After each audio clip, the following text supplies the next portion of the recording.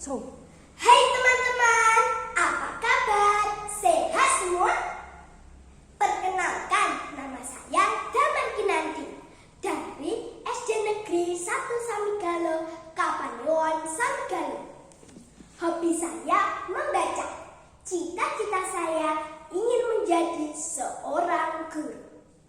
Saya ingin menceritakan cerita yang berjudul Pesona Putri Pembayun yang diambil dari buku Pesona Putri Pembayun, ditulis oleh Endang Sulistyawati, diterbitkan oleh Yayasan PPK Indonesia. Selamat menyaksikan.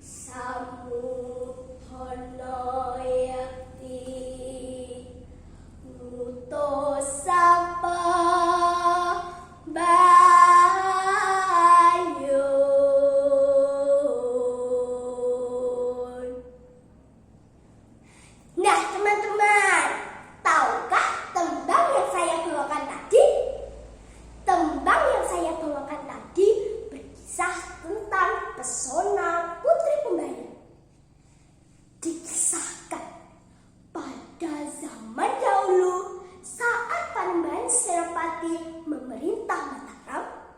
Di sebelah barat kerajaan terdapat wilayah yang bernama Mangir yang dipimpin oleh Ki Ageng Mangir Wonoboyo. Beliau adalah seorang pemimpin yang muda, tampan, gagah berani, dan belum beristri. Ki Ageng Mangir terkenal sebagai penguasa yang sakti mandraguna karena memiliki pusaka yang sakti berupa tombak Kiai Baru Glinding. Panembahan Senopati sebagai Raja Mataram tidak suka terhadap Ki Ageng Mangir karena Ki Ageng Mangir tidak mau tunduk terhadap Mataram. Bahkan berkat kesaktiannya, beliau berniat untuk mendirikan kerajaan sendiri. Mendengar kabar itu, Panembahan Senopati murka.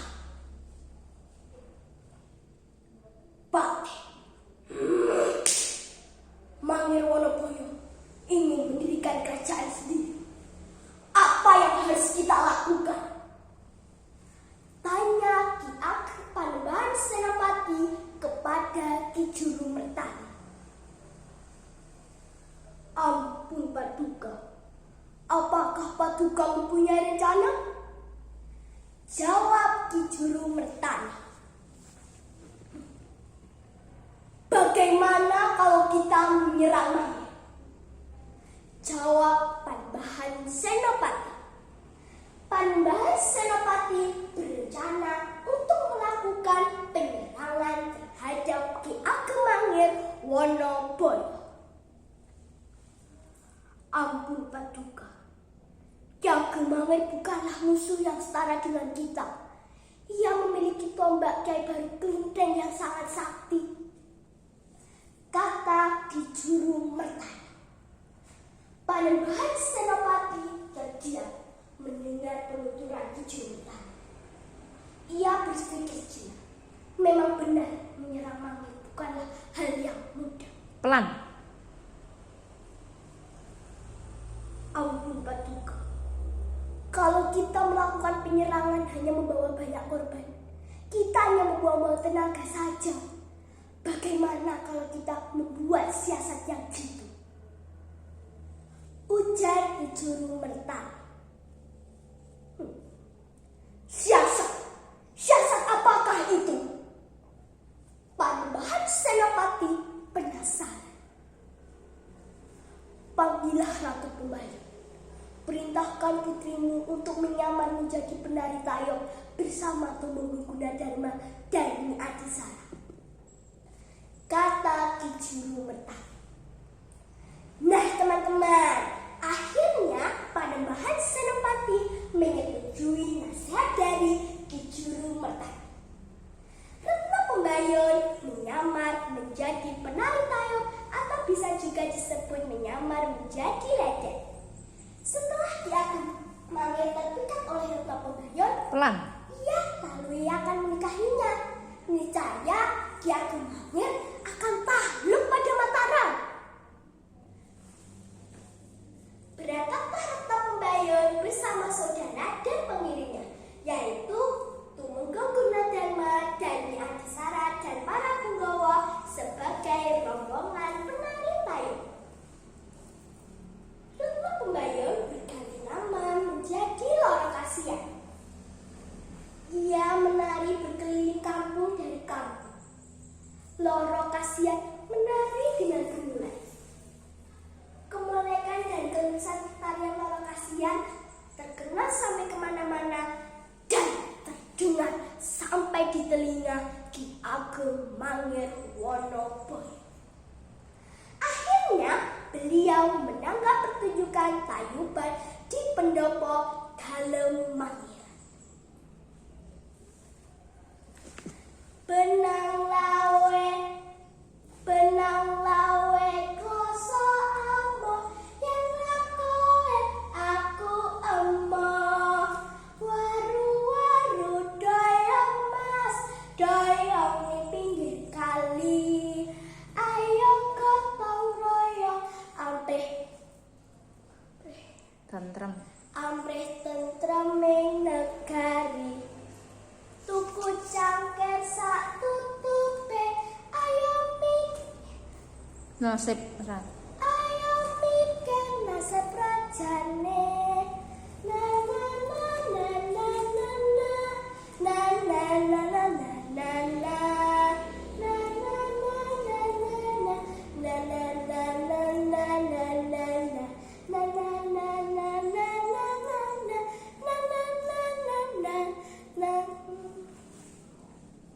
Loro Kasian, sungguh engkau cantik sekali. Aku benar-benar jatuh hati ingin mempersuntingmu. Loro Kasian, maukah engkau menjadi istriku? Loro Kasian, oh Loro Kasian, rayu Ki Ageng Mangir. Akhirnya Ki Ageng Mangir dan Loro Kasian menikah. Mereka saling mengasihi dan hidup bahagia. Namun Loro Kasian masih merasa ada ganjalan di hatinya karena menyimpan suatu rahasia besar dari suaminya. Pada suatu hari, Loro Kasian memberanikan diri untuk berterus terang kepada Ki Ageng Mangir mengenai siapakah dirinya. Ia tidak berhenti-henti untuk berdoa agar suaminya tidak murka. Nimas Loro Kasian, jadi engkau putri Panembahan Senopati musuhku. keras. Kau bersekongkol ingin menipuku. Kejam sekali hatimu, teriak Ki Ageng Mangir dengan wajah murka. Tidak, Kang Mas. Kang Mas, aku tidak menipumu. Engkau suamiku. Nangisnya yang lama. Kang Mas, jangan ribut ayahanda busuk, Kang Mas. Ayahanda adalah mertua Kang Mas. Mari kita berdua menghadap beliau untuk memohon restu, Kang Mas. lagi.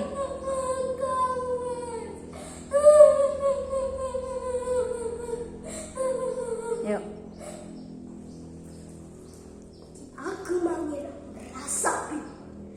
Ia berpikir dan berpikir berulang kali. Hingga akhirnya hati Ki Ageng Mangir lumpuh. Ki Ageng Mangir beserta rombongannya berkunjung ke Mataram.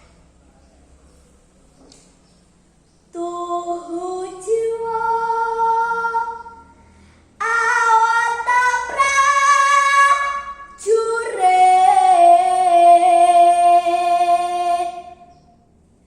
Ki Mangir Wanabaya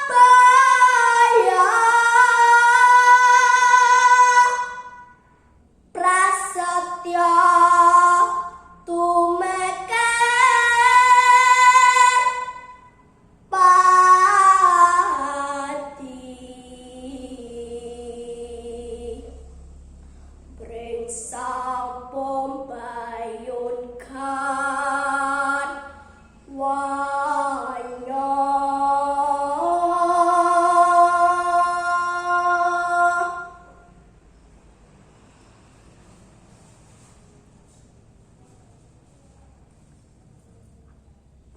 Terus dan sampailah mereka di Mataram. Ampun Ki Ageng Mangir, sebaiknya Ki Ageng Mangir tidak usah membawa tombak Kyai Baru Glinting, apalagi disertai dengan pengawal. Tidak sepantasnya mengunjungi mertua dengan membawa tombak sakti, apalagi membawa pengawalan yang sangat banyak. Kata Ki Juru Mertani. baiklah. Baiklah, Kyai Baru Glinting, maafkan saya. Saya tidak bisa mengajakmu menghadap Panembahan Senopati. Maafkan saya, Kyai Baru Glinting. Ki Ageng Mangir kemudian meletakkan tombak Kyai Baru Glinting. Loro Kasihan dan Ki Ageng Mangir langsung mengaturkan sujud sungkem kepada Panembahan Senopati. Namun tiba-tiba seketika Panembahan Senopati membenturkan kepala Ki Ageng Mangir pada kursi singgasana Panembahan Senopati. Terimalah ajalmu Mangir Wonoboyo. Ya, jelek.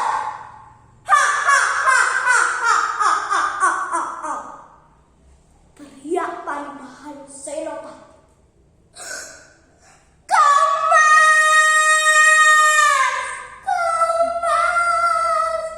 Jangan tinggalkan aku, Kamas. Yang lama.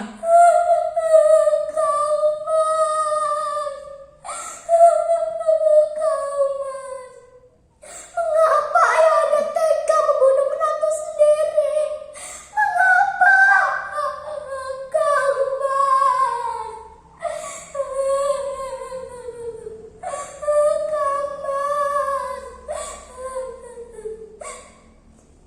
Tangis Retno Pembayun. Melihat suaminya tewas, Retno Pembayun menangis jadi-jadinya. Di akhir cerita, jenazah Ki Ageng Mangir dimakamkan di Kota Gede. Sebagian Pelan. makam di dalam tembok sebagai simbol ia adalah menantu Raja Mataram. Dan sebagian makam di luar tembok dianggap karena ia adalah musuh. Untuk mengenang Ki Ageng Mangir, maka tempat tinggal Ki Ageng Mangir diberi nama Desa Mangir yang terletak Desa Mangir. Desa Mangir.